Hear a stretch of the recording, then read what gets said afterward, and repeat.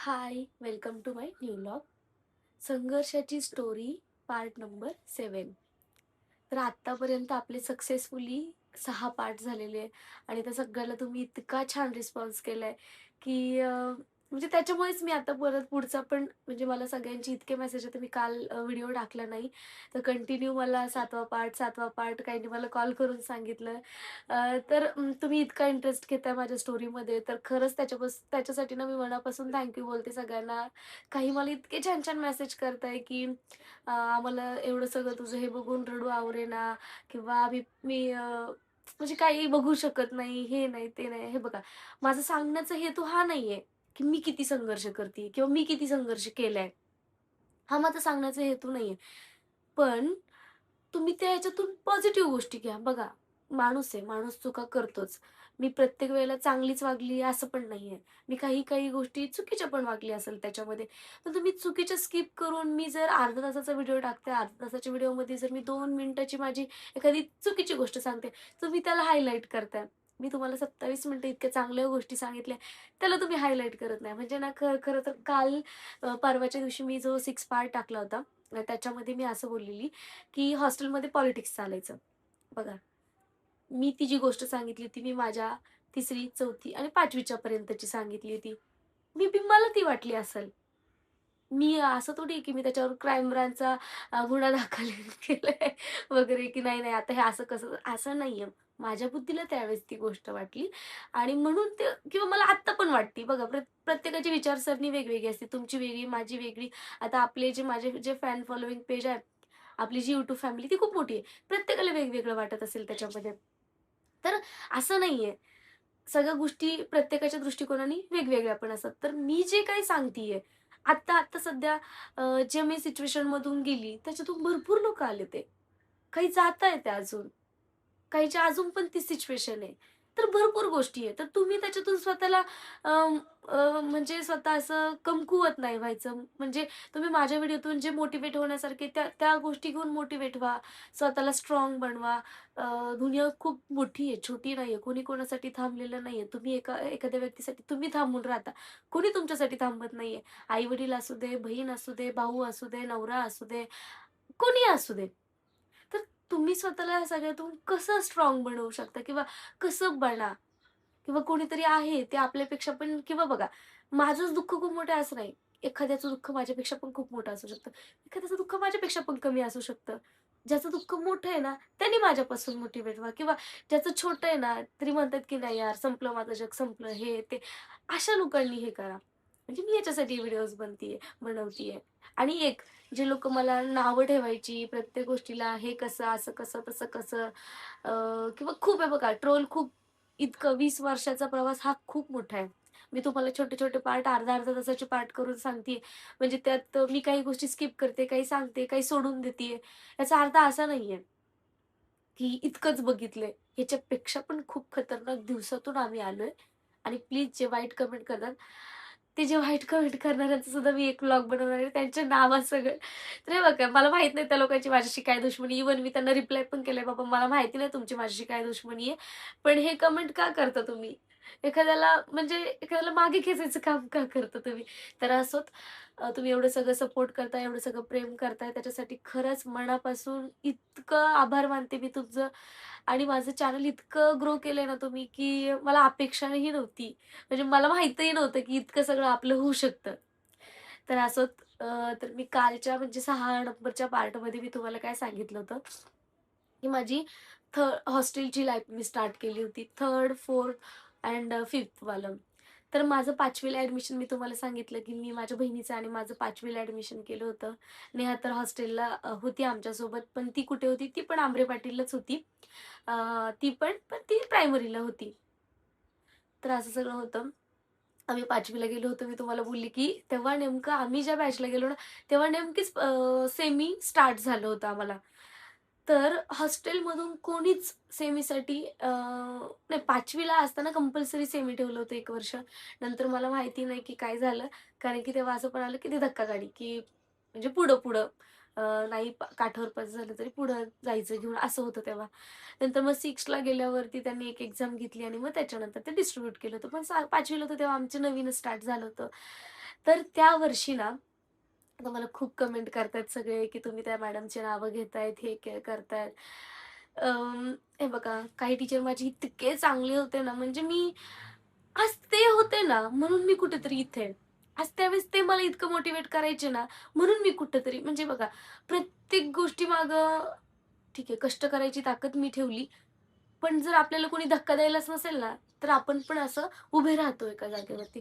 तर तसं माझे जे शिक्षक होते ना, काही-काही शिक्षक, जसं मी तुम्हाला नाव घेतले मागच्या वेळेला, ते माझे जे शिक्षक होते ना, ते मला नेहमी असं मोटिव्हेट करायचे, "नाही प्रतिमा, तू करशील तू हे. तू कर. तुझ्यात तुझ्यात आहे ती कुवत, तू करू शकते."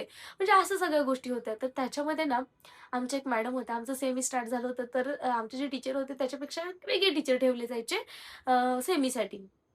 तर त्यावेळेला आम्हाला नाही का वाकचौरे मॅडम होत्या. म्हणजे तुम्हाला सांगते ना, माझ्या आयुष्यात मला इतकं प्रेमाने जवळ घेणारं ना, जर कोणी असेल ना, तर त्या त्या मॅडम होत्या. त्यांनी आम्हाला इतकं सपोर्ट केलं ना, म्हणजे बघा आज मला बाकीचे पण टीचर होते.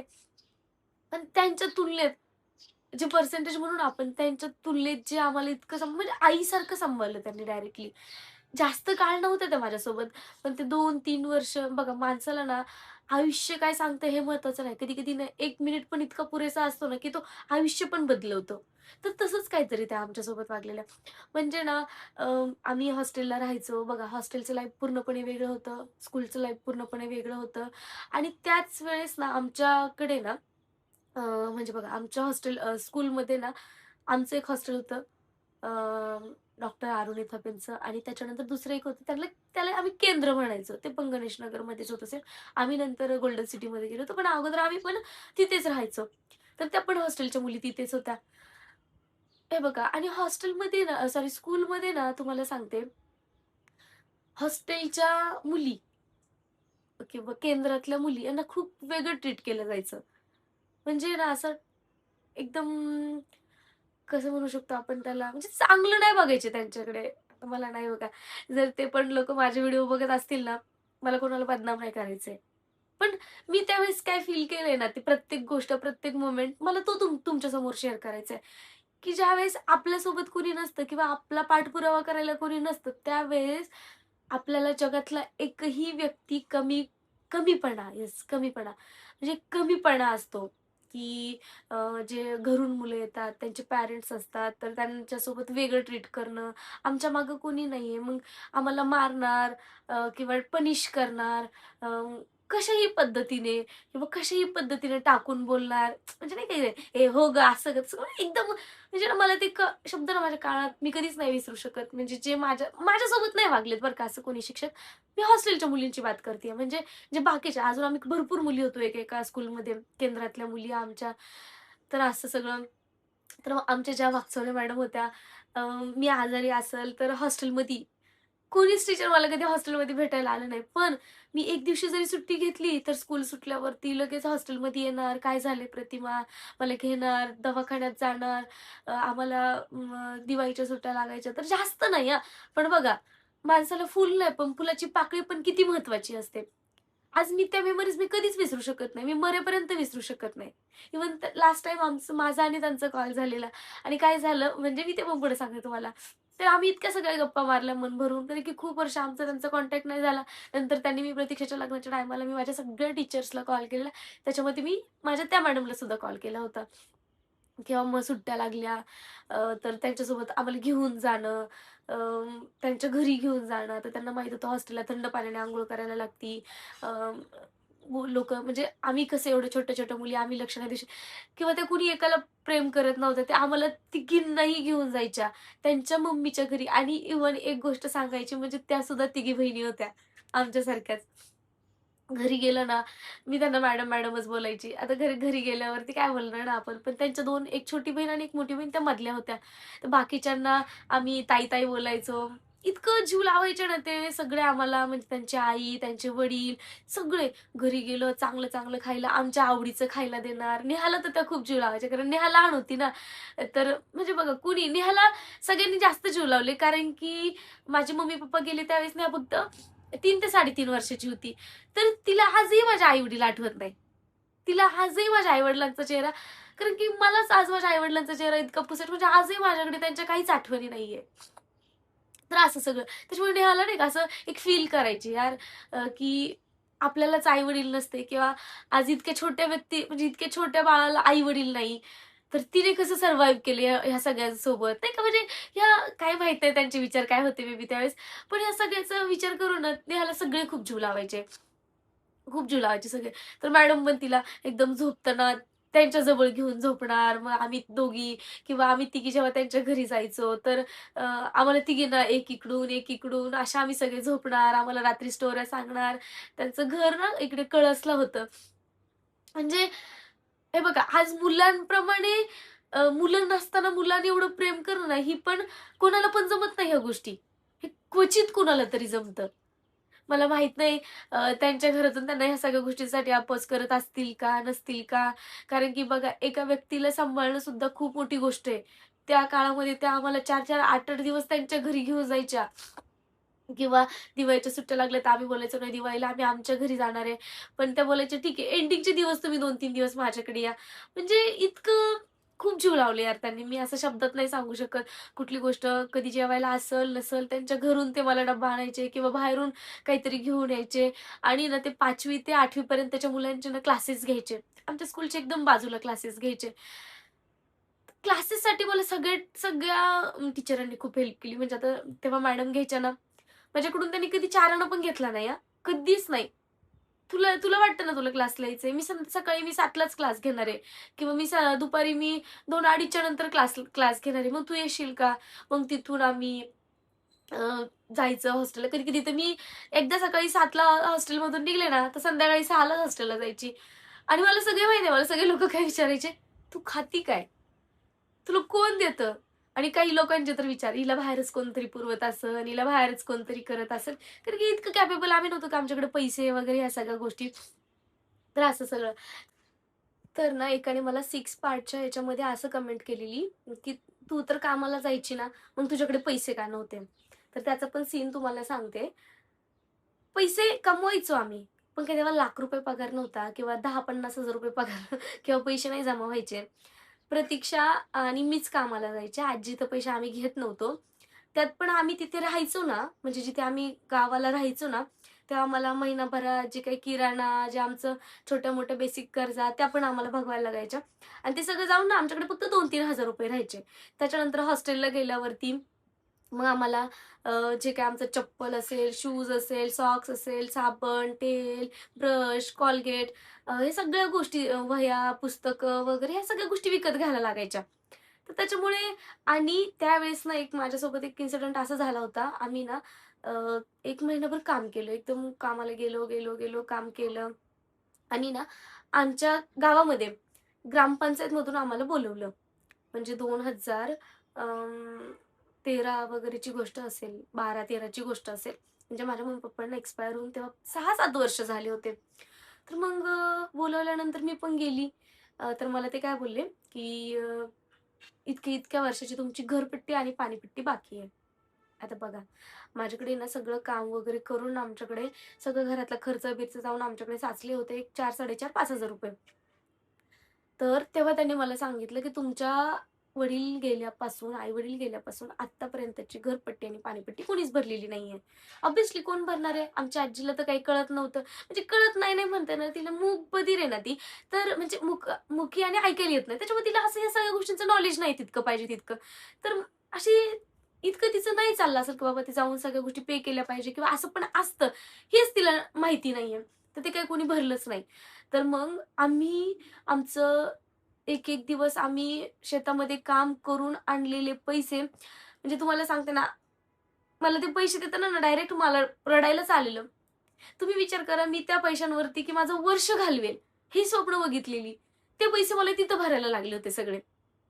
म्हणजे माझ्या 2,500 ₹2,600-700 काहीतरी असं नाही का 40-50 असं काहीतरी एक अमाउंट आहे. म्हणजे माझ्या चांगली डोक्यात गोष्ट आहे ती. असं यात्रेच्या अगोदर ते सगळे पैसे मी तिथे भरून आले होते. आणि त्याच्यामुळे नंतर आम्ही हॉस्टेलला गेल्यावरती आम्ही तिघी-तिघी आमच्या तिघींच्या सगळ्या गोष्टी मग एवढे पैसे नाही राहिले तेव्हा माझ्याकडे, की मी परत म्हणजे मी परत सगळ्या गोष्टी घेऊ शकते. किंवा मला माहित नव्हतं ह्या गोष्टी मला स्कूलमधून सुद्धा मिळतील. म्हणजे मला नंतर मी ॲडमिशन घेतलं ना जेव्हा आमरे पाटीलला, तेव्हा मला त्या लोकांनी पण त्या सगळ्या गोष्टी दिल्या, की माझे गृहपाठाच्या नोटबुक्स वगैरे नाही का, नॉर्मल स्कूलच्या असतात. सगळं म्हणजे जे काय असतं स्कूलमध्ये ते सगळ्या गोष्टी त्यांनी मला दिल्या. पण तोपर्यंत मला माहीत नव्हतं ना मला मिळणार आहे का नाही. कारण 1 महिना ऑलरेडी मी दुसऱ्या स्कूलमध्ये गेले होते. आता मला वाटलेलं हेच इथंच जर मला कंटिन्यू करायला लागलं, तर स्कूलसाठी मला ₹1,000-1,500 आम्हाला 2 ड्रेस. मी एकटी काही करू शकत नव्हते. प्रतीक्षाला आणि मला जी गोष्ट लागायची ती ॲट अ टाईम लागायची. सपोज मला ही नोटबुक आज लागतीये, तर ती प्रतीक्षाला पण लागायची. कारण आम्ही दोघी एकाच क्लासमध्ये होतो 3rd स्टँडर्डपासून. तर अशा सगळ्या गोष्टी. आता ड्रेस शिवायचं म्हटलं तर ₹700 एका ड्रेसला. तर ₹1,500 2 ड्रेसला लागणार होते. पण त्यावेळेस माझ्याकडे खरंच पैसे नव्हते. आता मला इतकंपर्यंत तर आठवतंय. आता त्या गोष्टीला भरपूर वर्ष झाले. पण हे मला आठवते तीच लई मोठी गोष्ट आहे. आता मी तुम्हाला म्हणजे काही लोकांना इतके छोट्या-छोट्या गोष्टी मग हे असं कसं? मग ते कसं? मला नाही आठवत ते कसं मला तेवढं आठवतंय तेवढं मी तुम्हाला सांगतेय. तर ती गोष्ट अशी होती, माझ्याकडे पैसे नसायचं रिझन ते होतं. जर माझ्याकडे पैसेच असते ना, तर मी पेटिटमध्येच ॲडमिशन घेतलं असतं ना होतं ना, तर तिकडचेच ड्रेस शिवून रिकामी पण झाले असते. पण ठीक आहे, मला ती इच्छा नव्हती त्या स्कूलमध्ये जायची म्हणून मी इकडे ॲडमिशन घेतलं आणि इकडचं माझं सगळं ऑलरेडी सेटअप होतं म्हणून सगळं असं सगळं होतं. तर त्याच्यानंतर अ, असं ते झालं होतं. तर आता खूप लोकं मला विचारतात, की "लहान होती, तू हॉस्टेलला होती, तुझ्या केसांकडे लक्ष द्यायला कुणी नव्हतं, मग असं कसं? आता एवढे छान केस कसं काय? का तू कुठली ट्रीटमेंट घेतली आहे का?" नाही, माझे एकटीचेच केस तसे नाहीये. नेहाचे पण केस तसेच आहे, प्रतीक्षाचे पण तसेच आहे आणि माझे पण तसेच आहे आणि माझ्यामुळे माझ्या प्रिन्सचे पण तसेच आहे. तर असं काही नाही आम्ही त्याच्यासाठी कुठली ट्रीटमेंट घेतोय, काय हे करतोय. तर हे बघा, ज्यावेळेला कोणी करण्यासाठी नसतं किंवा काय करण्यासाठी नसतं ना, त्यावेळेस देव असतो. देव सगळ्या गोष्टींची सद्बुद्धी, एक बुद्धी म्हणून आपण त्याला सगळ्या गोष्टींची हेल्प देव करत असतो.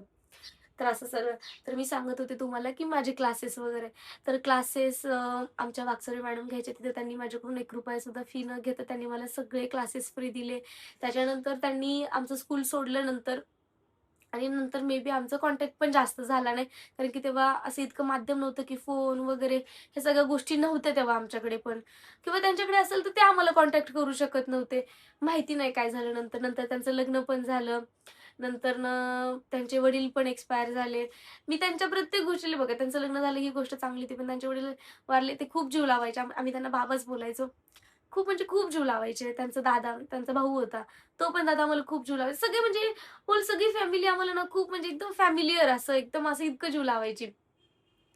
तर माझा ना एकदा 5वी असताना माझा हात टिचला होता की मोडला होता मला माहिती नाही. शनिवारचा दिवस होता आणि मी मधल्या सुट्टीमध्ये हॉस्टेलला गेली आणि ते असं पान असतं ना हॉस्टेलला पान असतं म्हणजे लॉफ्ट म्हणतो आपण त्याला. त्याच्यावरती ना आम्ही इतक्या वेड्या होतो. हॉस्टेलमध्ये ना दूध मिळायचं आम्हाला तेव्हा. नाश्ता मिळायचा. नाश्त्यामध्ये दूध आणि पोहे, उपमा काय पण सांजा असायचा सकाळचा आणि सॅटर्डेचा दिवस होता. गेलो. आम्ही काय करायचो जे दूध मिळायचं ना 4, 5, 6 जणी मला दूध आवडत नव्हतं. नेहाला दूध आवडत नव्हतं. प्रतीक्षाचं मला आठवत नाही, पण नेहाला आणि मला तरी आवडत नव्हतं. अजून आमच्या 2-4 मैत्रिणी होत्या हॉस्टेलच्या. हॉस्टेलच्या पण खूप गमती-जमती आहेत बरं का. तर ते दूध आम्ही आणायचो. ₹5 चा डब्बा घेऊन यायचो याच्यातून म्हणजे डब्बा असं सोनपापडीचा वगैरे काय पण आणि त्याच्यामध्ये ना 4-5 दिवसाचं रोज दूध टाकून ठेवायचो आणि छोटंसं दहीचं ₹10-5 चा डब्बा मिळायचा तेव्हा. ते दही आणून त्याच्यातून 1-2 चमचे दही त्याच्यात टाकायचं. काय म्हणतो दही लावतो ना तसं दही लावायचं बरं का आणि सॅटर्डेचा दिवस होता. मी पटकन मधल्या सुट्टीमध्ये पटपट घरी गेले. खाली कोणी पण उचकापाचक करणार ना, म्हणून आम्ही तो दह्याचा डब्बा लॉफ्टवर ठेवला आणि प्रतीक्षा पण आलेली माझ्यासोबत आणि मग गेलो. मी त्या पाळण्यावरती म्हणजे त्या लॉफ्टवरती गेली, वरती चढली डायरेक्ट दरवाजावरून वरती चढली. छोटं हाईट यार किती असणार आहे 5वीची माझी 5वीलाच होती मी. किती हाईट असणार आहे माझी. तो डब्बा माझी बहीण म्हणती, "दे खाली." मी सरकतीये खाली. परत ती बोलते, "दे दीदी खाली." खाली. मी डायरेक्ट डब्बा सकट खाली आले. आणि जशी आले ना, त्याचा हातच टिचलेला. मला माहिती नाही मोडला नव्हता म्हणजे असं थोडंसं हेअर क्रॅक गेला होता फक्त. आणि इतकं तेव्हा पडल्या-पडल्या काही नाही वाटलं. मी पटकन उठली, एवढं दही सगळ्या रूमभर सांडलेलं. एकदा रूम पुसली, वास काय जाईना. दोनदा रूम पुसली, वास काय जाईना. तीनदा रूम तेवढ्या वेळात बरं का. आणि मी आणि प्रतीक्षा ड्रेस तर 2 होते. मी पटकन हा ड्रेस काढला, दुसरा ड्रेस घातला, असं सगळं आणि अ, हात घेऊन अशीच पटपट पळत स्कूलमध्ये गेली. आणि मी गेली गेटमधून येताना मला बघितलं आमच्या कानवडे सरांनी. ते मला बोलतात, अलाउड नव्हतं ॲक्चुअली स्कूलच्या बाहेर जायला. तरी आम्ही शहाणपणा करत गेलो होतो हॉस्टेलमध्ये आणि इतका मोठा कांड करून आलो. आणि मी अशीच हात घेऊन आली नाही का आणि हात ना येईपर्यंत असा टम्म सुजला. आणि सरांनी मला बोलले, "इकडे हा गेली. म्हणतात, "काय झालं?" म्हटलं, "काय नाही." "काय झालं?" म्हटलं, "काय नाही." आणि लागली मी रडायला. ते माझा हात ओढताय, हात ओढताय आणि कसं ना त्यावेळेस मला जाणवत नव्हतं आधी येताना. पण जेव्हा 10-15 मिनिटाचा टाईम गेला ना, त्यांनी माझा हात असं घेतलं तर टम्म सुजलेला. मला विचारताय, "काय झालं? काय झालं? काय झालं?" मी म्हणतीये, "काहीच नाही, काहीच नाही." आणि मी जास्तच जोरजोराने सगळ्या ग्राउंडमध्ये मी जोरजोराने रडायला लागली. मग म्हणजे मी घाबरून गेले ॲक्चुअली. म्हटलं हॉस्टेलमध्ये कोणाला माहीत नव्हतं हे झालेलं. मला ही भीती का हे फोन करून सांगतील तिकडं. नसताना अजून काहीतरी जास्त. ऑलरेडी तिकडे कांड करून आले त्याच्यावरून मार खायचाच होता. त्यात काही वाद नव्हता. किंवा काही जे काही असेल ते. पण आता हे जर ह्यांनी सांगितलं तर मला ती जास्त भीती राहिली होती मनामध्ये. मग आमच्या मॅडम आल्या पळत-पळत आणि मला जवळ घेतलं. "काय झालं? काय झालं?" मी म्हटलं मी सांगितलं नाही. मी फक्त म्हटली, "मी हॉस्टेलमध्ये पडली." "कुठं पडली?" मी ते नाही सांगितलं. म्हटलं, "मला माहिती नाही, पण माझा हात लय दुखतोय. मोडलाय का?" मग त्यांनी असं नाही का, असा हात करून बघतात, असं हे करून बघतात, की मोडलाय की काय वगैरे. पण त्यावेळेला मी इतकी चलबिचल झाले होते. मी इतकी विचाराने अशी हे झाले होते, की काय होईल? काय कसं होईल? हे सांगतील का? तसं होईल का? सर मारतील का? म्हणजे स्कूलमध्ये कारण की मी बाहेर पण गेली होती ना, ती पण एक भीती होती ना मनामध्ये. एकावर एक, एकावर एक. असं सगळं मॅडमने मला जवळ घेतलं आणि बघितलं. अ, मी इतकी रडायला लागली जोरजोराने. सगळं शाळा जमा झाली त्या ग्राउंडवरती. काय झालंय नक्की? म्हणजे काय कांड झालाय का इथे? आणि मग ना त्यांनी शाळेमध्ये फोन करून सांगितलं, सॉरी हॉस्टेलमध्ये फोन करून सांगितलं, की तुमची विद्यार्थिनी आहे, तिचा हात असा-असा झालाय, खूप सुजलाय, अ, तर तिला हॉस्पिटलला घेऊन जा म्हणून. तर आमच्या सरांनी फोन करून सांगितलं, "ठीक आहे, या." म्हणजे नाव सांगितलं हॉस्पिटलचं. तर सर मला तिकडे नाही मॅडमच घेऊन गेले की सर मला आता एवढं आठवत नाही. पण मला तिकडे कोणीतरी हॉस्पिटलला घेऊन गेलं. मला ते बँड वगैरे केलं, सगळ्या गोष्टी झाल्या, मेडिसिन वगैरे दिलं. म्हणजे ना हॉस्टेलमध्ये एक गोष्ट चांगली होती, की कधी-कधी ना म्हणजे असं काही गोष्टी झाल्या ना, तर ते स्वतः रिस्पॉन्सिबिलिटी घ्यायची. म्हणजे माझी तरी घ्यायची बाबा, मला दुसऱ्यांचं नाही माहिती. आता मला एक कमेंट केली होती, की त्या मुली सह्याद्रीला कॉलेजला होत्या आणि त्यांच्याकडून फीस घेतली जायची. मग मे बी ज्यांना जे निराधार आहे त्यांच्याकडून फीस घेत नसेल. पण आमचं हॉस्टेल बघा, आजकालच्या दुनियेत कुणी कोणाला फुकट सांभाळत नाही, हे मला हॉस्टेल सोडल्यावरती कळालं. त्यावेळेस ते आम्हाला खायची, राहायची, प्यायची, सगळ्या गोष्टींची सोय उत्तम प्रकारे देत होते. ठीक आहे. काही गोष्टी अशा तशा चालायच्या, त्या आज घरातही चालतात. नवीन गोष्ट नाही. आज तुम्ही नातेवाईकांकडे जा, ते पण तुम्हाला कुजबुज करतील. तुमच्या तोंडावर एक बोलतील, तुम्ही गेले का मागे बोलतील, "उगीचच आली आहे, खायचं प्यायचं ताट, काय पैसे काय तर झाडाला." हे पण आम्ही ऐकलंय. ह्या सुद्धा गोष्टी आम्ही ऐकलेल्या आहेत. आमच्याच नातेवाईकांच्या. नाही मला कोणाला बदनाम करायचंय, नाव घेत नाही. लोकं मला सगळ्या दुनियेचे कॉल आले, पण मला माझ्या एकाही नातेवाईकाचा कॉल आलेला नाहीये, की आम्ही काय सांगतोय का? त्यांच्याविषयी हे बघा, मी वाईट वागते ना तुमच्यासोबत किंवा XYZ व्यक्तीसोबत, त्या व्यक्तीला किंवा ती व्यक्ती माझ्यासोबत विषयी वाईट बोलेल का? ही मला भीती असणार आहे. सेम काही तसंच काही नातेवाईकांसोबत पण असू शकते. हे बघा किंवा आता काही लोकं असं बोलतील, तुम्ही सोशल मीडियावरती आहे, मग तुम्ही काय पण करणार का? काही पण नाहीये ही गोष्ट. तुम्ही वागताना पण आमच्यासोबत विचार केलेला नाहीये, की आम्हाला काय फील होत असेल, आम्ही काय फील करत असू. मला मी त्यावेळेस जो विचार करायचे ना, तो माझ्या बुद्धीच्या पलीकडे होता. ठीक आहे, त्यावेळेस आता भरपूर लोकं असं म्हणतात, की त्यावेळेचे मला पण माहिती आहे परिस्थिती सगळ्या वेगळ्या होत्या. आमचा कठीण काळ होता.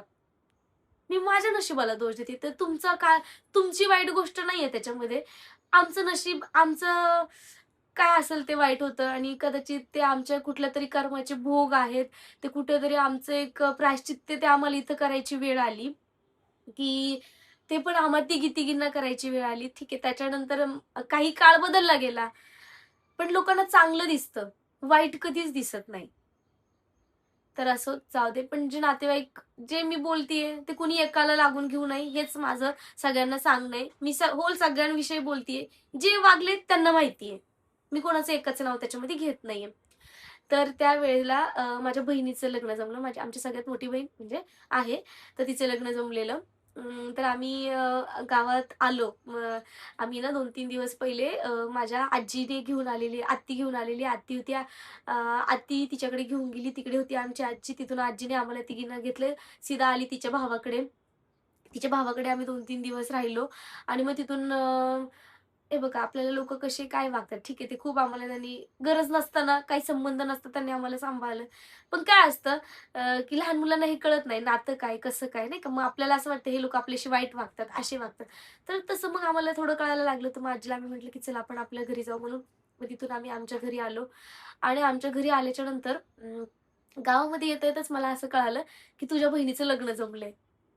आता बघा त्यावेळेस माध्यम नव्हते त्याच्यामुळे कळायच्या नाही गोष्टी. पण गावात गेल्यावरती कळालं. म्हटलं, "हां, अरे वाह! चांगली गोष्ट आहे." मग आम्ही खूप एक्साईट झालो की आमच्या ताईचं लग्न आहे.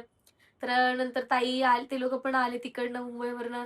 मग लग्नाची तयारी चालू झाली. विथिन काही दिवसातच लग्न तिचं केलं होतं. मग तिची तयारी करण्यासाठी ते आल्याच्यानंतर तोपर्यंत आम्ही शेतातच कामाला गेलेलो थोडे दिवस आणि त्याच्यानंतर ताई मला बोलली की "छकुली चल तू माझ्यासोबत मुंबईला." म्हणून मी ठीक आहे. मग आम्ही मुंबईला गेलो. तिकडे पण तिच्या लग्नाची खूप सारी शॉपिंग केली. नंतर तिकडनं आलो, तर तिने मला माझ्या चॉईसचा ड्रेस घेतलेला. तोपर्यंत ना मला जीन्स टॉप माहिती नव्हता. कारण आम्ही फक्त लोकांचेच कपडे वापरायचो. कसे असो ते बघा, आम्हाला ते लोकांचे कपडे वापरण्यात सुद्धा खूप आनंद होता. आम्ही ते कपडे पण भांडून-भांडून घालायचो. आता खूप लोकं मला म्हणतात, "तुम्ही तिघी बहिणी भांडत नव्हत्या का?" मी मोठी होते. मी भांडत नव्हते दोघींसोबत, पण मी कशी भांडायची नाही, मी दोघींना मारायची. ह्या दोघी खूप भांडायच्या. मग ती स्नेहा बोलायची, "दीदी तू तिलाच जीव लावती." ती बोलायची, "तू तिलाच जीव लावती." दोघींचे भांडण झाले का मी एकाची बाजू घ्यायचं इंटेन्शन नसेल. अरे मीच छोटी होते. मीच 2 वर्षांनी ह्या दोघींपेक्षा मला काय एवढी अक्कल असणार आहे. पण तरी पण मी दोघींना सावरून घेऊन सगळ्या गोष्टी चालवण्याचा प्रयत्न करायची. त्या दोघी भांडायच्या. ही म्हणायची, "तू तिची बाजू घेती." ती म्हणायची, "तू तिची बाजू घेती." मग असं सगळ्या गोष्टी व्हायच्या. परत त्याच्यावरून अजून भांडण व्हायचे. मग मी दोघींना पण फटकून काढायचे. असं सगळ्या गोष्टी होत्या. पण इतकं मी दोघींना मारलं, इतकं सगळ्या गोष्टी झाल्या. पण मग म्हणजे ना माझ्या दोघीही बहिणींनी मला कधी उलटं मारलं नाही. कधीच नाही. म्हणजे इव्हन प्रतीक्षाने तरी मला कधी मारलं नाही. नाही थोडी उडबुद्धी होती. पण प्रतीक्षाने कधीच नाही. ती कधी मला उलटं पण बोलली नाही. अजूनपर्यंत आहे बघा, मला तिचा राग येतो, तिला माझा राग येतो. आणि माझा नेचर असं आहे आत्ता पण. मला राग आला ना, म्हणजे तेव्हा तरी मी बोलून बडबड रिकामी व्हायचे. पण मी माझ्या घरात नाही तसं करायचे हां. म्हणजे माझ्या फॅमिली मेंबरसोबत नाही असं मी कधी वागले. मी बाहेरच्यांसोबत तशी वागायची. मी घरातले शांत बसून घ्यायचे. माझ्या डोक्यात तो राग राहायचा. अशा सगळ्या गोष्टी होत्या. तर असं ते ते मी काय सांगते, ते माझ्या बहिणीचं लग्न जमलं होतं. मी मुंबईला गेली, तर ताईने मला जीन्स वगैरे घेऊन दिली. मी इतकी हॅपी झाले. तर तेव्हा नाही का क्रेझ असायचा, की छान आपण नाही का त्यावेळेस एक बॉलिवूड ची दुनिया बघायचो आणि कुठेतरी आपल्याला पण वाटायचं, यार मी पण असं असावं, मी पण तसं असावं, माझे पण इतके छान कपडे असावेत, माझे पण केस तितके सुंदर असावेत, माझं पण इतक्या सगळी स्किन तशी नाही का, अशा सगळ्या गोष्टी. कारण आपण फक्त तिथे बघायचो मोबाईलमध्ये, टीव्हीमध्ये, मोबाईल तर नाही पण टीव्हीमध्ये बघायचो. तर वाटायचं, तर मला त्यावेळेस वाटायचं, की माझ्याकडे जीन्स असावी आणि एक असा वन स्ट्रिपचा ड्रेस असावा. तर मी ताईला बोलली, की "ताई मला घे ना." तर ताईने मला त्यावेळेस ₹350 ची जीन्स आणि ₹350 चा टॉप, असा ₹700 चा ड्रेस. अरे त्यावेळेस ₹700 म्हणजे खूप गोष्ट आणि ते कोणासाठी वेस्ट करायचे त्याच्यापेक्षा मोठी गोष्ट होती. तर त्यावेळेस ताईने मला ते ड्रेस घेऊन दिला होता तिच्या लग्नासाठी. बघा लग्नासाठी मी काय ड्रेस घेतला होता. जीन्स टॉप घेतला होता. आणि प्रतीक्षा आणि नेहासाठी ना कपडे आम्ही तिकडनं नव्हते आणले, तर गावाला आल्यावरती आत्यांनी अशा अनारकली नाही म्हणता येणार, काय माहिती वेगळंच त्या दोघींना अजिबात तो ड्रेस आवडला नव्हता. लिटरली त्यांनी लग्नाच्या पुरता तो ड्रेस घातला आणि त्याच्यानंतर तो ड्रेस त्यांनी कधीच घातला नाही. म्हणजे त्यांना राग आला, की "दीदीला इतका छान ड्रेस आणला आणि मला काय नाही आणला." बघा, मला पण कोणीतरी ड्रेस घेऊन देत होतं. तर मी माझ्या बहिणीसाठी पण घ्या, असं कसं बोलू? असं नव्हते बोलू शकत. त्याच्यामुळे मी काही बोलली नाही. पण दीदी माझा हात हलतोय.